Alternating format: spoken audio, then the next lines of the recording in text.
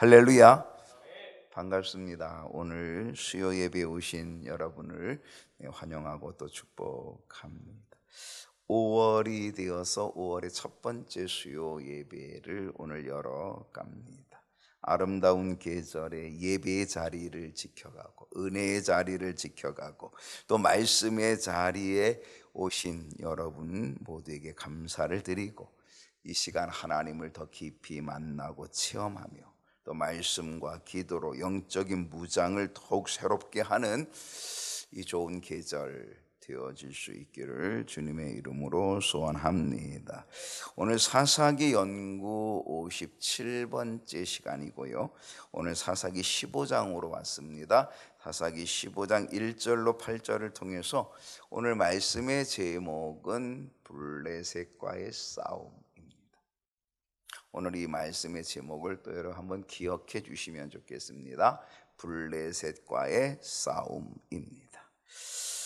오늘 주보에 5문제가 있습니다. 오늘 5문제를 쭉 풀어가도록 할 텐데요. 첫 번째 문제를 살펴봅니다. 첫 번째는 삼손이 간 곳은 어디입니까? 삼손이 어디로 갔나 라고 하는 거죠. 자, 사사기 15장 1절 상반절인데요. 다 같이 읽어봅시다. 얼마 후 밀 거둘 때에 삼손이 염소 새끼를 가지고 그의 아내에게로 찾아가서 이르되 내가 방에 들어가 내 아내를 보고자 하노라. 여러분, 삼손이 사사로 부름을 받아서 또 사사로 태어나서 그 삼손의 사사로서의 출발, 성경에 기록되어진 이 사사로서의 출발은 썩 좋지 않은 거죠. 그의 출발은 딥나로 내려가는 일입니다. 지금도 지금 딥나로 가고 있는데 딥나로 내려갑니다. 그 딥나에서 누구를 만나요? 블레셋 여인 한 사람을 만납니다. 그 여인의 이름은 모릅니다. 그런데 그 여인, 블레셋 여인, 그 여인을 보고 삼손은 그 여인에게 빠져버렸습니다. 부모의 반대에도 불구하고 삼손은 블레셋 여인과 끝내 결혼을 하게 됩니다. 그리고 그 결혼식이 신부 측 집에서 열리게 되어지는데 그 결혼잔치를 얼마 동안 했다? 7일 동안 결혼잔치를 했다. 삼손은 결혼잔치를 7일 동안 하는 중에 블레셋 사람들에게 내기 수수께끼를 하게 됩니다. 배옷 30벌, 겉옷 30벌 내기하는 수수께끼 문제를 냅니다. 사실 그 문제는 삼손의 개인적 경험이기 때문에 맞추기 어려운 거죠. 아니, 맞출 수 없는 수수께끼였는데 그런데 블레셋 사람들이 그 수수께끼의 답을 맞춰버립니다. 삼손은 내기했다가 잃어버린 거죠. 빼앗기게 된 거죠. 배옷 30벌, 겉옷 30벌 뺏기게 된 거죠. 블레셋 사람들이 어떻게 알아맞혔습니까? 삼손의 아내를 협박하여서 어떻게 협박했다고요? 너 이 답을 알아내지 못하면 너와 내 아버지 집 다 불태워버리겠다. 무서운 이야기입니다. 무지막지한 이야기입니다. 엄청난 협박입니다. 불에 태워 죽이겠다라고 하는 거죠. 결국 삼손의 아내는 삼손에게 눈물로 쪼르고 쫄라서 결국은 삼손의 수수께끼의 답을 알아내고 그리고 그 답을 블레셋 사람들에게 알려주게 됩니다. 이 일로 인하여 삼손은 대단히 화가 났습니다. 왜 화가 난 거예요? 자기가 이길 줄 알았는데 져서 화가 납니다. 왜 화가 난 거예요? 믿었던 아내가 배신했기 때문에 화가 났습니다. 대단히 화가 난 이 삼손은 아스글론으로 갑니다. 그리고 블레셋 사람 30명을 쳐 죽입니다. 그리고 그들에게서 베옷과 겉옷을 빼앗아다가 수수께끼를 맞춘 블레셋 사람들에게 갖다 주었습니다. 그리고 이 삼손은 분을 참지 못합니다. 그 분이 뭐예요? 배반에 대한 분노죠. 아내에 대한 배반에 대한 분노. 자기가 이길 줄 알았는데 이기지 못하고 실패한 것에 대한 분노, 그 분을 참지 못하고 그는 자기 아버지 집으로 가버리고 맙니다. 무엇 때문에? 배신감 때문에. 그 배신감에 대한 분노라고 하는 거죠. 삼손은 화가 났습니다. 아버지의 집으로 가버립니다. 그리고 나서 삼손의 장인된 사람은 이제 삼손이 떠났구나, 이제는 이 결혼도 다 끝장났구나, 아마 이렇게 생각을 했을 수도 있겠고요. 그래서 이 삼손의 장인이 바로 삼손의 아내, 자기 딸이죠. 자기 딸을 블레셋 사람에게 아내로 줘버립니다. 참 희한한 일이죠. 그리고 얼마가 지난 뒤에 바로 오늘 이 15장 1절이 그 얘기를 하고 있는 겁니다. 얼마 후 밀 거둘 때에, 이렇게 얘기해요. 얼마가 지난 뒤에, 그것은 얼마인지는 모르겠지만 아무튼 시간이 지났습니다. 그리고 어느 정도의 시간이 지났냐, 밀 거둘 때가 될 정도로 시간이 되었다라는 겁니다. 밀 거둘 때. 여러분, 밀 거둔다라고 하는 이때는요, 사실 농부에게는 큰 소망이죠. 수확이잖아요. 애쓰고 수고한 것을 거둬들이는 거죠. 그러니까 풍성함이죠. 그러니까 경제적으로는 큰 이득을 얻을 수 있는 아주 중요한 때가 밀 거둘 때, 추수할 때라고 하는 거죠. 바로 이 밀 거둘 때에, 바로 이 추수 때가 되었을 때에 삼손은 화도 풀리고 이제는 시간이 지나서 마음도 좀 진정이 되었을지, 이 삼손이 염소 새끼 하나를 가지고 어디로 갔다고요? 다시 딥나로 내려갑니다. 그 딥나가 자기 아내가 있는, 결혼식 했던 자기 아내가 있는 아내의 집으로 갑니다. 염소 새끼를 준비했다라고 하는 겁니다. 삼손이 염소 새끼를 준비했다라고 하는 것은 화해를 위한 태도였다는 것입니다. 화해, 그리고 또 사랑과 용서와 용납의 표현으로 염소 새끼를 준비하여 갔습니다. 생각해 보세요. 그 천하장사, 그 삼손이 염소 새끼 하나 들고 가는 게 어떻게 하면 좀 우스꽝스러울지도 않겠어요? 근데 이 삼손은요, 지금 염소 새끼 하나를 가지고 갑니다. 왜? 이제 문제를 좀 풀어보겠다라고 하는 거죠. 여러분, 그렇게 어마어마한 힘의 장사 삼손이 염소 새끼를 지금 하나 준비하여서 지금 가고 있다라고 하는 것, 한번 상상해 보십시오. 어쩌면 대단한 일입니다. 놀라운 일입니다.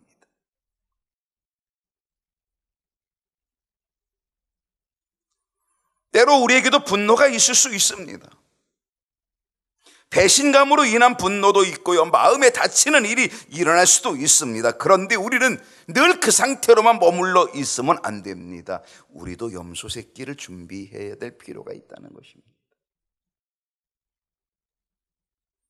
삼손이, 그 어마어마한 삼손이 뭔가 화해의 제스처를 가지고 염소 새끼 하나를 준비하듯이 오늘 우리도 우리의 문제에 염소 새끼 준비해야 하면 어떨까? 그것은 화해의 마음이고 그것은 용서와 용납의 마음인데, 바로 이러한 마음, 이러한 태도를 우리가 가지면 얼마나 좋을까라고 하는 것이지요. 염소 새끼가 아니면 염소 새끼와 비슷한 거를 가지고 가도 되고요, 염소 새끼가 아니면 또 다른 무엇인가를 준비하면 되죠. 내가 준비해야 될 염소 새끼는 무엇이면 좋을까? 문제를 해결할 염소 새끼를 준비하는 것이 필요하지 않을까? 오늘 우리의 인생에 풀어야 될 문제가 있다면 우리는 그 문제를 풀기 위한 염소 새끼 하나를 준비하는 것도 필요할 수 있겠다는 것입니다. 두 번째로 갑니다. 삼손의 장인의 태도는 무엇일까요? 자, 염소 새끼 하나를 가져갔습니다. 정말 이 삼손이 대단히 마음을 크게 쓴 거겠죠, 그죠? 예. 화가 나고 막 그랬는데 이제 때가 지나고 시간도 지나서 엽서 새끼 하나 준비해 가지고 사랑과 화해의 그러한 용서의 마음을 가지고 이제 지금 가고 있는 거죠. 그랬는데 삼손의 장인의 태도가 어떠했을까요? 사사기 15장 1절 하반절에 보니까요, 장인이 들어오지 못하게 했어요. 집에 못 들어오게. 들어오지 마라 이거죠. 왜 그랬을까요? 삼손이 지난번에 화가 나서 아버지의 집으로 올라가 버리게 되었을 때에 이제 끝장났구나라고 생각했었는지 모르겠지만은 아무튼 이 장인은 자기의 딸을, 즉 삼손의 아내가 된 자기의 딸을 다른 사람의 아내로 또 줬다는 거죠. 그러니 어떻게 되겠어요? 삼손의 장인은 이렇게 말할 수밖에 없는 거죠. 못 들어온다라고 하는 거죠. 그러면서 2절을 보니까 이렇게 얘기합니다. 이르되 내가 그를 심히 미워하는 줄 알고 내 아내가 너를 배반했다고 그 배신감에 그 아내를 버리고 너 갔잖아. 그래서 내가 우리 딸을 미워하는 줄 알고 그를 내 친구에게 아내로 주었다는 거죠. 그러면서 뭐라고 얘기했어요? 그의 동생이 그보다 더 아름답지 아니하니. 그 동생이 있는데 그 동생이 더 아름답지 아니하냐 청하노니 너는 그를 대신하여 동생을 아내로 맞이하라. 이게 장인의 태도였다라고 하는 것입니다. 여러분, 이 삼손의 장인의 태도에서 우리가 느낄 수 있는 게 뭘까요? 첫째는 두려움이죠. 삼손이 지금 그냥 떠나가 버린 줄 알았더니 염소 새끼를 가지고 화해의 마음으로 지금 돌아왔는데 이거 잘못되다가는 또 어떤 일이 벌어질지 모르겠다라고 하는 어떤 두려움. 또 이 삼손의 장인의 태도는 삼손의 수수께끼 문제, 내기 문제에서 블레셋 사람들이 어떻게 했어요? 이거 알아내리지 못하면 너와 내 아버지 집 다 불태워버리겠다 라고 하는 그 협박에 대한 두려움.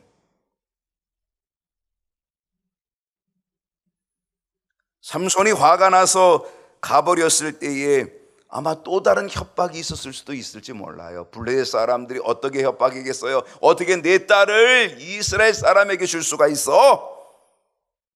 우리 블레셋 사람들 남자도 이렇게 많은데 라고 하면서 또 다른 협박을 했을 수도 있을지 모르겠죠. 중요한 거는 두려움이고 협박이라는 사실입니다. 여러분, 이 세상은 우리를 협박할 수 있습니다. 이 세상은 우리를 두렵게 만들 수 있습니다. 그러나 하나님의 백성은요, 이 세상의 협박과 이 두려움에 무릎 꿇어서는 안 된다는 사실입니다. 이 세상이 우리를 협박하고 이 세상이 우리를 두렵게 한다 할지라도 우리는 반드시 이기고 반드시 승리해야 된다는 거죠. 결코 무릎 꿇는 일이 일어서는 안 된다는 사실이죠.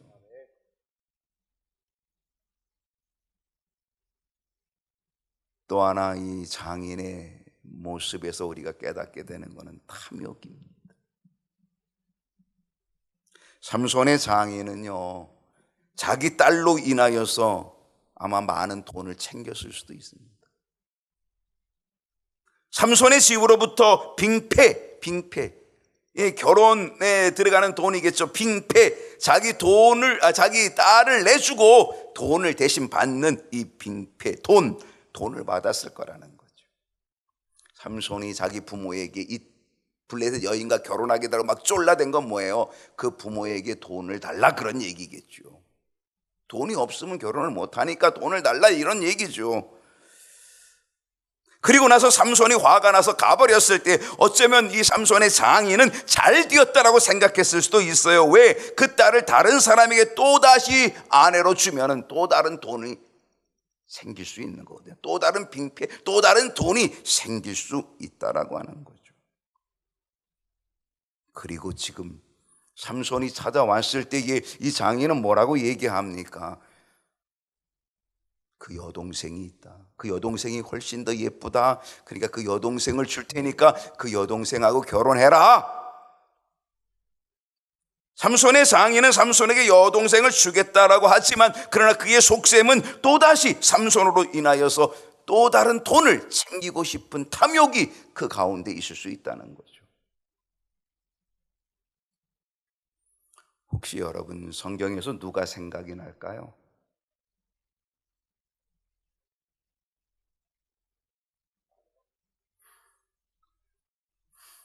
외삼촌 라반은 어떻습니까?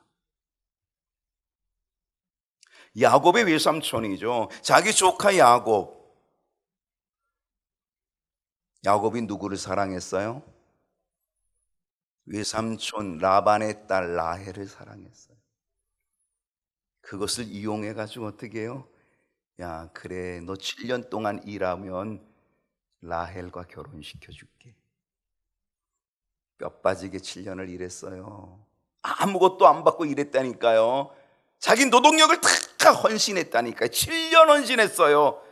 그리고 결혼식 딴 했는데 그 신방에 들어온 거는 라헬이 아니라 누구였어요? 언니 레아였어요. 아침에 일어나 보니까 하룻밤을 잡았는데 보니까 누구야? 라헬이 아니고 레아였어요. 외삼촌 라반이 속인 거죠. 탐욕이죠. 속인 거죠. 그랬더니 어떻게 합니까? 야곱이 아니 외삼촌 이럴 수 있습니까? 라헬이 아니고 어떻게 레아입니까? 그랬더니 외삼촌이 뭐래요? 야야야, 그럼 라헬도 줄 테니까 7년 더 일해라. 탐욕이 무섭습니다. 탐욕은요, 자기 딸을 팔아먹어서도 탐욕을 채워요. 무서운 겁니다. 그리고 끝내 7년을 또 일합니다. 그리고 나서 라헬을 얻게 됩니다. 여러분, 인간의 계산과 인간의 탐욕은 대단합니다. 여러분은 어떤 계산을 가지고 계십니까? 여러분은 어떤 탐욕을 가지고 계십니까?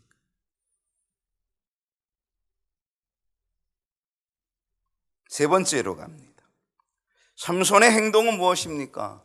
자, 이렇게 장인이 이런 탐욕을 가지고 이렇게 하게 되니까 이 삼손은 어떻게 행동을 하게 되냐? 자, 3절을 보니까요, 삼손이 그들에게 이르되 이번은 내가 블레 사람들을 해할지라도 그들에게 대하여 내가 허물이 없을 것이다. 삼손이 또 화가 났습니다.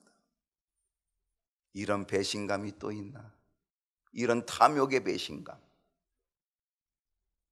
지난번도 그 탐욕의 배신감 때문에 너무나 화가 나가지고 그 배신감 때문에 돌아가 버렸다가 다시금 뭔가 지금 화해를 하려고 염소 새끼 한 마리 잘 준비해가지고 가지고 왔건만 지금 또 다른 배반감. 그래서 삼손이 크게 또 화가 났습니다. 그래서 내가 블레의 사람들 이번에 해할지라도 내가 책임이 없다, 허물이 없다, 이렇게 얘기하는 거예요. 4절을 보십시오. 삼손이 가서 여우 300마리를 붙들어서, 사실 여기서 여우라고 했지만은 이 여우, 성경학자들은 이건 여우로 보지 않고 오히려 이것은 자칼이라고 하는 승냥이.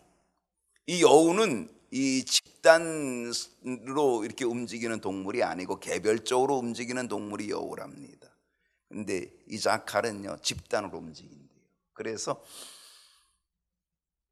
그 집단으로 움직이기 때문에 이거를 포획하기가 좋다는 거죠. 아무튼 지금 삼손은 여우 300마리를 붙들어요. 그래가지고 그 꼬리와 꼬리를 엮어요. 꼬리와 꼬리를 엮어서 묶은 다음에 그 사이에다가 이 회라고 하는 거는 이렇게 기름이 발라져 있는 이 아주 불에 잘 타는 거죠. 그 회를 딱 거기다 꽂아두고 그리고 거기에다 불을 붙이는 거예요.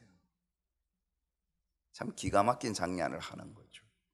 5절을 보게 되니까요, 회에 불을 붙입니다. 그리고 그것을 블레 사람들 곡식밭으로 몰아들여서 곡식밭으로 몰아들입니다. 여러분, 삼손이 지금 딥나로 내려간 때가 언제였다 해서 1절에 얘기했잖아요. 언제라고요? 그때가 밀을 추수할 때, 밀을 거둘 때. 여러분, 이 밀을 거둘 때라고 하는 대단히 경제적으로 지금 부유한 그러한 것을 누리기에 아주 좋은 그러한 찬스였어요. 근데 그것을 어떻게 다 불태워버리는 거죠. 엄청난 일입니다. 엄청난 일입니다. 거기다 보십시오. 곡식밭으로 몰아드립니다. 그래도 곡식단, 이 곡식단은 뭐예요? 이미 추수로 해가지고 탁 이제 쌓아놓은 거죠. 완전 돈이죠, 돈. 예, 곡식단, 추수로 해서 쌓아놓은 것, 곡식단. 그리고 아직 배지 아니한 곡식들, 그리고 포도원, 감람나무들 다 불태워버렸다는 거예요.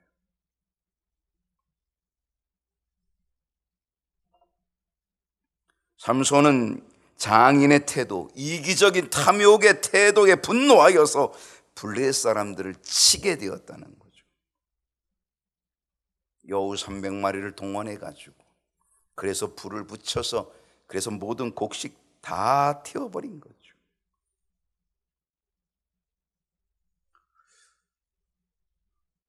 하나님께서 삼손을 사용하시는 방법을 보면 참 묘해요. 사사들의 이야기 가운데 이렇게 사용 쓰임받은 사사는 삼손밖에는 없어요. 삼손은 하나님께 쓰임받는 게 그 방법이 참 묘한 방법이었다는 거예요. 근데 그것이 뭐냐면 언제나 삼손은 블레셋 사람과의 관계 속에서 늘 블레셋 사람들을 치고자 하는 그런 마음을 갖게 돼요. 그러니까 삼손의 대적은 블레셋, 그리고 블레셋과의 싸움이 늘 이거였다는 거죠. 그는 그의 삶 속에, 그의 생활 속에, 그의 관계 속에서 되어지는 모든 그 관계에서 항상 블레셋을 치는 일이 계속적으로 나타나게 되어지는 거죠. 블레셋 여인과의 결혼을 하죠.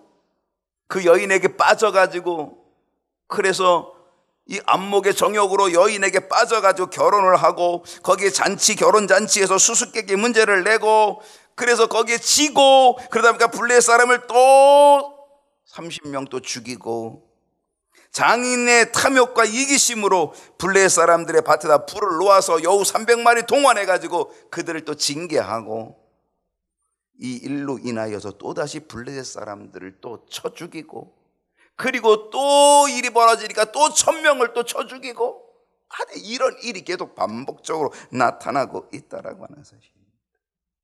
여러분, 오늘 이 이야기를 통하여 우리에게 주는 교훈이 있다면 무엇이냐? 그것은 블레셋은 누구다? 블레셋은 이스라엘의 대적이다. 블레셋은 이스라엘의 대적이다. 삼손은 그의 모든 삶에서, 그의 모든 삶의 관계 속에서 블레셋을 치고자 하는 것, 그것이었다는 거죠. 오늘 제목이 뭐예요? 블레셋과의 싸움.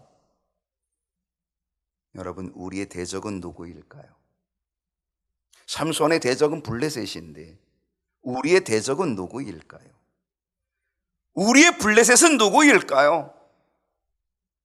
블레셋과의 싸움인데 우리는 블레셋과의 싸움, 이 블레셋이 과연 나에게는 어떤 것이 블레셋일까요? 그것은 어둠의 권세고 이건 사단의 권세인 거죠. 그러므로 우리는요, 우리의 모든 삶에, 우리의 모든 삶 속에서, 우리의 모든 삶의 관계 속에서 우리의 블레셋, 즉 어둠의 권세와 사단의 권세를 늘 치고자 하는 마음이 우리에게 있어야 된다는 거죠. 삼손과 블레셋의 싸움은 곧 우리와 사탄의 싸움이 되는 것입니다. 우리는 끊임없이 사탄과 싸울 준비, 우리는 사탄과 싸울 자세, 우리는 사탄과 싸울 능력을 언제나 갖추어야 되는 것. 그래서 우리는 세상의 협박과 두려움, 그 모든 것 속에서 우리는 결코 굴복하지 않고 이기는 자가 되어야 될 줄로 믿습니다. 네 번째로 갑니다. 블레셋 사람들의 행동은 무엇입니까? 자, 삼손이 지금 여우 300마리를 풀어가지고 모든 곡식단들을 다 불태워버렸다는 거죠. 엄청난 수입의 근원을 눈앞에 둔 그들에게는 엄청나게 충격이고 큰 타격이죠. 6절을 보십시오. 블레셋 사람들이 이르되 누가 이 일을 행하였느냐? 이제 그들이 조사하기 시작합니다. 누가 도대체 이 일을 벌인 거냐? 어떻게 이런 일이 벌어질 수 있냐? 우리가 지금 이 돈을 지금 다 잃어버리, 눈앞에 두고 다 잃어버렸다. 이러니까 이걸 누가 행하였느냐? 라고 그렇게 조사를 합니다. 사람들이 대답하되 누구라 그래요? 딥낫 사람의 사위? 그래요. 딥낫 사람의 사위 삼손이다. 왜 삼손이 그렇게 했다고요? 장인이, 그 삼손의 장인이 삼손의 아내를 빼앗아 그의 친구에게 준 까닭이라 하였더라. 그랬더니 블레셋 사람들이 그 이야기를 듣고 어떻게 했어요? 블레셋 사람들이 올라가서 그 여인과, 삼손의 아내 된 사람이죠, 그 여인과 그 아버지 누구의, 삼손의 장인, 어떻게 했다고요? 불살라 죽였다.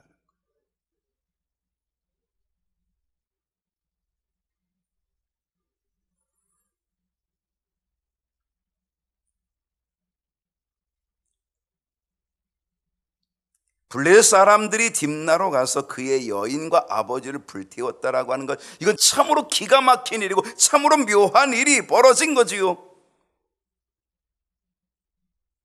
불태워 죽였다는 것, 한번 생각해 보세요. 삼손의 결혼잔치 중에 삼손의 수수께끼, 내기 수수께끼를 냈어요. 근데 블레셋 사람들이 그 수수께끼를 못 맞추고 있어요. 못 맞추는 그들이 어떻게 했습니까? 삼손의 아내를 협박했어요. 어떻게 협박했다고요?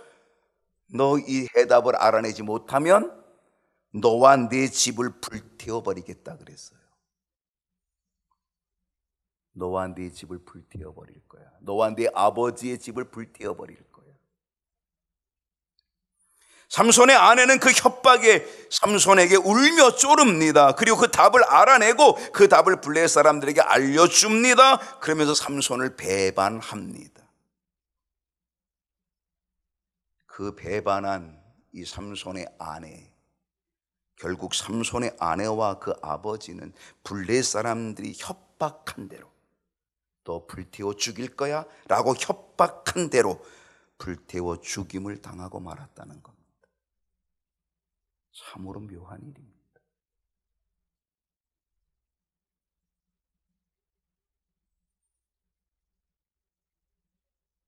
우리는 협박을 두려워할 필요가 없습니다.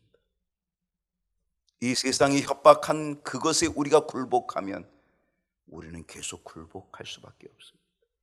그리고 끝내 우리도 불태움을 당하는 처절한 패배를 당할 수밖에 없습니다.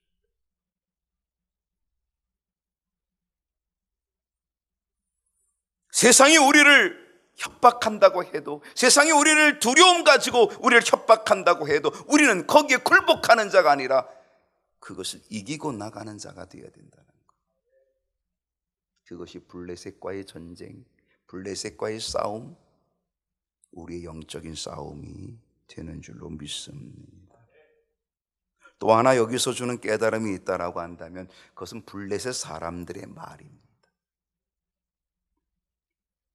블레셋 사람들의 말이 뭐였습니까? 그들은 삼손의 아내에게 협박을 하면서 불태워 죽이겠다라고 했습니다.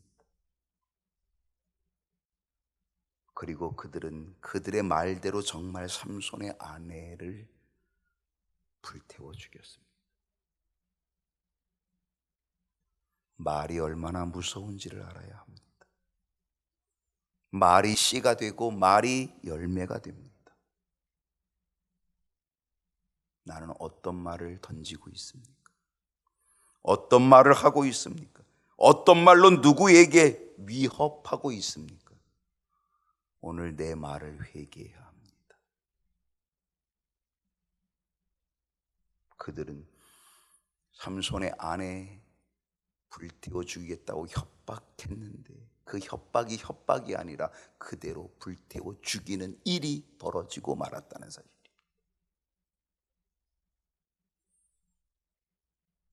오늘 나의 언어가 무엇인지를 깨달아야 되고 내 말이 어떤 말인지를 깨달아야 되고 그 말이 얼마나 무서운지를 알아야 되고, 그래서 우리는 내 언어의 말에 회개해야 될 줄로 믿습니다.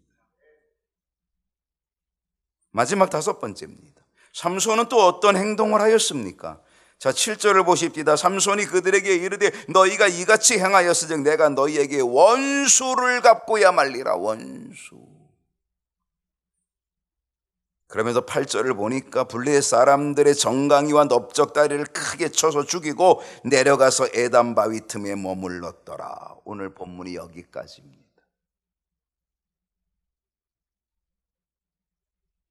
삼손에게 있어서 블레셋 여인, 삼손은 블레셋 여인에게 빠져가지고 결혼을 하게 되었지만 결국 블레셋은 삼손의 원수가 되고 맙니다.